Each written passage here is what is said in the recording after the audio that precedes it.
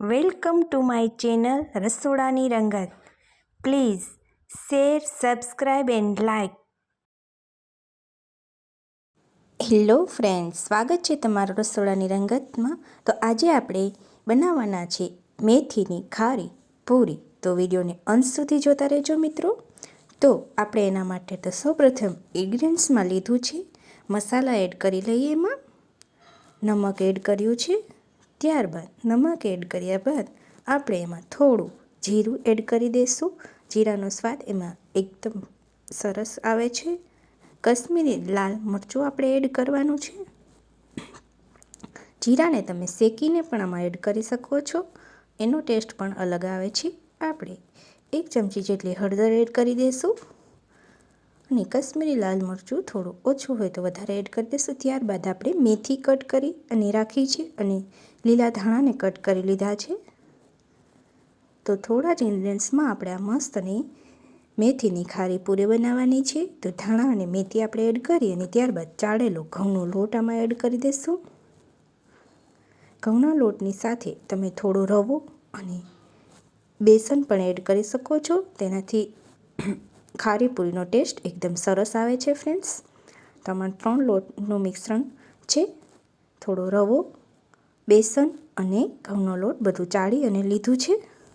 નકરા ઘઉંના લોટના પણ કરી શકો છો ફ્રેન્ડ્સ તમે, પરંતુ રવો હશે તો થોડું ક્રિસ્પી લાગશે. અને એની સાથે ચોખાનો લોટ મેં એડ કર્યો નથી, પરંતુ તમે એ પણ કરી શકો છો.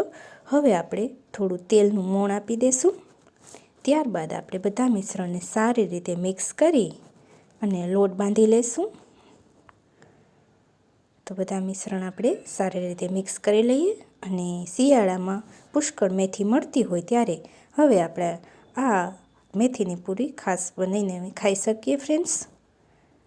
તો બધા મસાલા સારી રીતે ભળી જાય અને ચટણી હવે પાણી એડ કરી અને સારી રીતે મસળી અને આપણે લોટ બાંધી લેવાનો છે. અને લોટને 10 મિનિટ જેટલો સમય આપણે 5 થી 10 મિનિટ જેટલો રેસ્ટ કરવા દઈશું. ત્યારબાદ આપણે પૂરી વણી લઈશું. લોટ બંધાય અને રેડી કરી અને મેં 10 થી 15 મિનિટ રહેવા દીધો હતો. ત્યારબાદ આવી રીતે નાની સાઈઝમાં પૂરી વણી લીધી છે. અને પૂરી વણી અને આપણે તેલ ગરમ કરવા મૂકી દેવાનું છે. તેલ ગરમ એકદમ થઈ જાય એટલે આપણે ગરમ તેલમાં આ પૂરીને વણી લેવાની છે ફ્રેન્ડ્સ. તો આ પૂરીને તમે તળી અને નાસ્તા માટે સ્ટોર પણ કરી શકો છો. બીજા દિવસે પણ ખાવી હોય તો સવારના નાસ્તા માટે આવી ટેસ્ટી ચા સાથે પણ આ પૂરી ખાઈ શકાય છે. મેથી, જીરું, ધાણા બધાનો ટેસ્ટ આમાં સરસ આવે છે. નહીં એકદમ કરકરી કે આમાં 2 રીતે તમે તળી શકો છો. થોડી સોફ્ટ રાખો તો એવી રીતે, અને બીજી એકદમ કડક થવા દો આછી વણી અને તો મસ્તની કરકરી પૂરી થશે. તો તૈયાર છે આપણે મેથીની ખારી પૂરી. તો ફ્રેન્ડ્સ, મારા બીજા વિડીયો જોવા માટે મારી ચેનલને લાઇક, શેર અને સબસ્ક્રાઈબ જરૂર કરજો. એકદમ ઇઝીલી મેથીની ખારી પૂરી તૈયાર છે આપણી ફ્રેન્ડ્સ. આભાર.